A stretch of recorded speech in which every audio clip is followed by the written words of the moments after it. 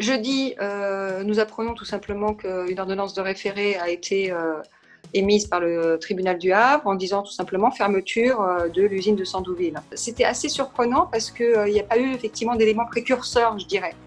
Pas d'éléments précurseurs disant que d'une certaine façon, le travail qui a été fait par les équipes EFO en local permettait tout simplement d'avoir ce genre de jugement. On n'avait pas de toute façon, quoi qu'il en soit, eu vent d'une saisine de la part de la CGT sur ce sujet-là.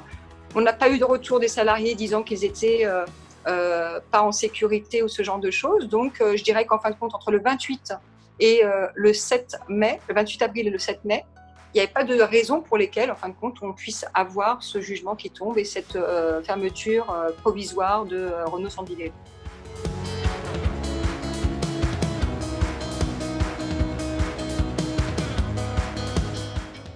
Ce qui a été mis en place, et puis les équipes, elles ont fait attention, en tous les cas avec une vigilance, c'est qu'en fin de compte, tous les principes, que ce soit au niveau de l'OMS, au niveau de l'État, etc., tous ces principes-là soient bien respectés, compte tenu tout simplement des dispositions qui ont été mises en place au niveau général. Voilà. Nous sommes inscrits dans une démarche de concertation et de négociation, au service et dans la défense des intérêts des salariés. Si la CGT ne souhaite pas s'inscrire là-dedans, dont acte. Moi, je n'ai pas effectivement de jugement à avoir. Franchement, hein, je suis en colère, mais je suis en colère par rapport à la situation. Je ne suis pas en colère contre quelqu'un. Nous sommes quand même dans une crise sanitaire internationale, avec un secteur automobile qui est quand même en difficulté, avec une entreprise, Renault, qui n'est pas non plus dans une situation très très florissante. Et puis là, dans une situation où en fin de compte, on met une usine en difficulté. Et là, pour le coup, moi je suis désolée, hein,